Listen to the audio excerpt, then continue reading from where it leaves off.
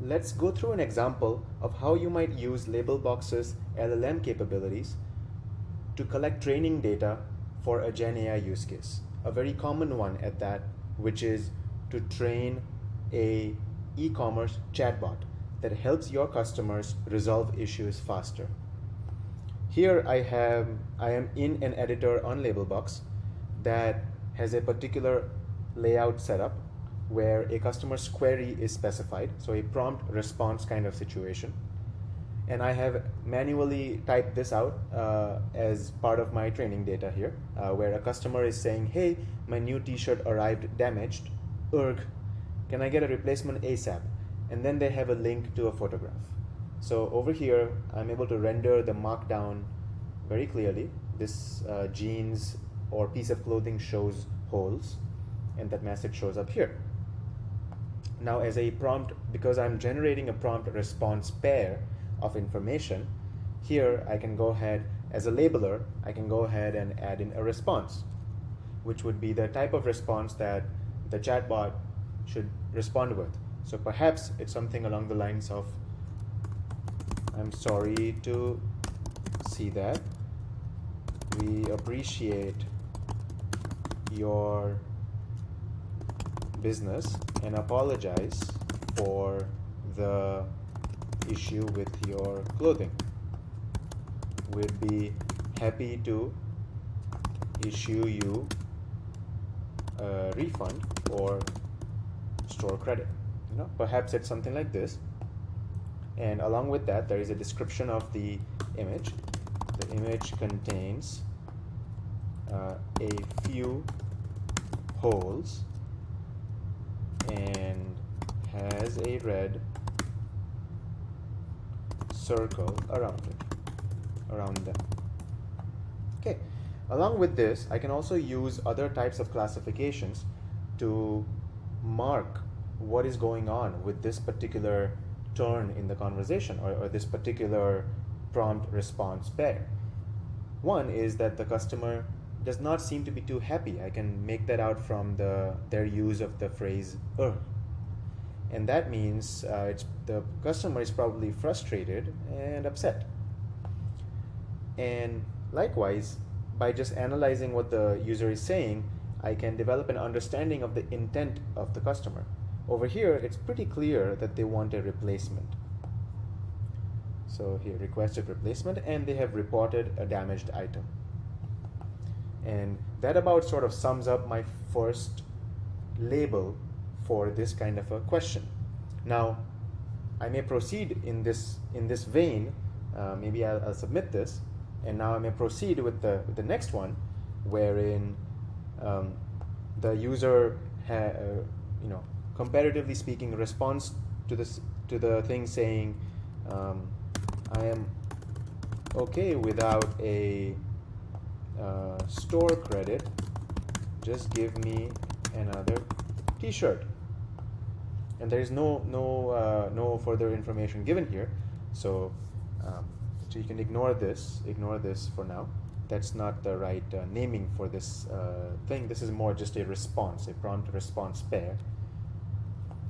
So here we would say, sure, we'd be happy to provide that.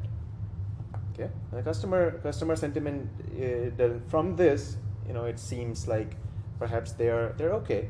They're okay. They may not be frustrated any longer. They are still a bit upset. So something has changed. The state has changed. The intent is still requested replacement, and in this particular message that they have sent, they are not reporting a damaged item that was in the previous one. So overall, I see that this sort of new prompt response pair, this is how we would want to respond to them, and some things have changed. Now, if you're in the phase of teaching your LLMs how to do function calling or use tools, then these classifications are actually really great trigger points for you to invoke certain functions. For example, request replacement. If your LLM learns how to identify when a user is requesting a replacement, then they can go and call a certain function that perhaps retrieves data about past such replacements from the database and sets in motion a series of events that will lead to the replacement being shipped to the customer. So the real key for your LLM to adopt agentic functionality and really take action out in the real world are these classifications that act as trigger points. So now let's jump into the next phase of your LLM development process. Say you have taken data from the previous type of labeling and collected a whole bunch of prompt response pairs with a variety of different classifications, and you were actually able to successfully train an LLM on your infrastructure. And now comes the crucial task of evaluating your LLM. In Labelbox, you can plop your custom model right into the system and we can talk to it. And as you talk to it, you can add further classifications, further feedback, which in itself forms a new label that you can use in your downstream additional training processes. So here I have my multimodal chat editor where the custom model has been hooked into the system and I'm able to talk to it. So I'm able to say things like, hey, my t-shirt came damaged, can you replace it for me? This is sort of the same prompt as it was perhaps trained on. Here I'm using a proxy model behind the scenes just to illustrate the use case, but I get a certain response like this. This is a single model and this is the response. Now perhaps this response is not good enough, perhaps I want to see more that this LLM has to offer, because LLMs do tend to produce different outputs depending on how many times you invoke it. So here I have the ability to actually generate another model response. So I'm going to press that because I want this LLM to give me another response. And here I have another response. Now this one seems a little bit better because there is more to it, but maybe it's still not great. So I'm going to go write my own. And I'm going to say something to the effect of, this issue is noted. We apologize for the problem you have encountered, and we have already initiated the refund process. So that's my response, and I have I want to proceed with this one in this conversation.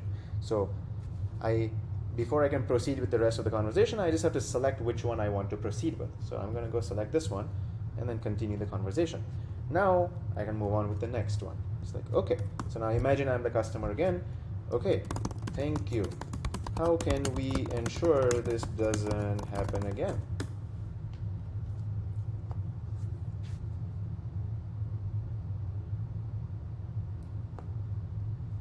So there would be some response to that again.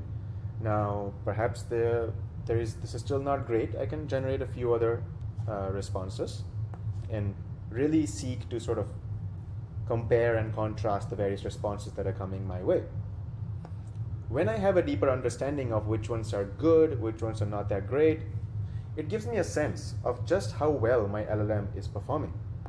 And I can use some of the tools and the tasks available to me in the ontology that I would have set up prior to this labeling project to really add more metadata. And now finally, let's move on to what happens when you have multiple such LLMs. Perhaps they are some off-the-shelf LLMs that you would like to compare against your own LLM, or they are a few of your own candidate models that you want to pit against each other in a chat arena style fashion.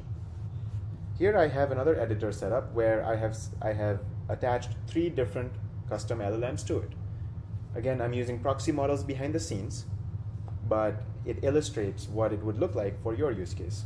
So again, I'm going to send a response, and I'm going to get 3 different responses from 3 different models. So, my t-shirt is damaged, please help. So it's generating those outputs from 3 different models, and those will appear shortly. Now, this use case of comparing various candidates and various models is applicable to literally any use case of LLMs out there today. Primarily because it's not clear at all the extent to which a single LLM is good and good enough for a particular use case. So it becomes imperative that you go through a rigorous evaluation process where you have a few candidates and you use labeling to figure out which ones are the best ones. So here are 3 different models with no indication of which model produced to which one, but 3 different responses that I can look at and I can compare to see which ones I like and which ones I don't. Then I have some tasks and tools available at my disposal. Firstly, I could take something like this, needs improvement, just a very general label. I can put that here and say, this is not acceptable. Such a response is not going to fly. So needs improvement, I see that classification attached to that particular response. I can also select the best response out of 1, 2, and 3. Say it's this one. So I've selected the best response. And then I can also rank the responses from best to worst. Okay. So let's say the worst one is this one, which has almost no information. So I put that number 3. And then this one seems to be better than the first one in my eyes. So I'm going to put that up as number 1. Great. So now 1, 2, and 3, that's best to worst. Okay. When I later on submit this label and I sort of export it, all of that information will be available to me for further downstream tuning of my LLM. I can now proceed with this conversation to do more. Okay, I get it, but I just don't understand how your system can mess up my order.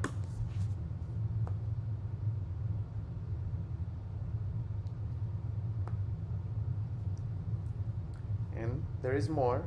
There are more various responses. And again, I can go through the process of selecting the best response for this turn, ranking the responses from best to worst for this turn, which will be a separate label, which will be a separate step from doing it for this turn. So in every turn of this multi-turn conversation, I can attach classifications. I can add metadata to add more context into the label. And furthermore, because these editors are equipped with Markdown capabilities, these responses and models can respond in Markdown. We actually allow you to toggle how it's rendered. So while this may not be the easiest to soak in, I can just press that button over there to actually render it out in Markdown. So that if any images are involved or if any other forms of modality are involved, they will all be rendered.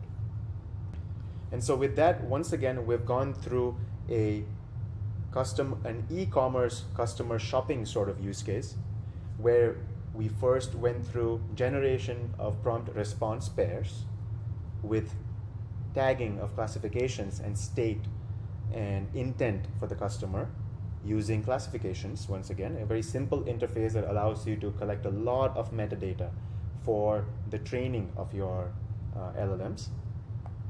Next, we evaluated a single model and were able to look at a bunch of responses from that model and also add our own response, which can then be used as the base of the conversation, the multi-turn conversation that proceeds after that. And this is for a single model as we're proceeding. Likewise, we can also take a bunch of models and pit them against each other. While over here, these two responses, if you might recall from a few minutes ago, these two responses are from the same model.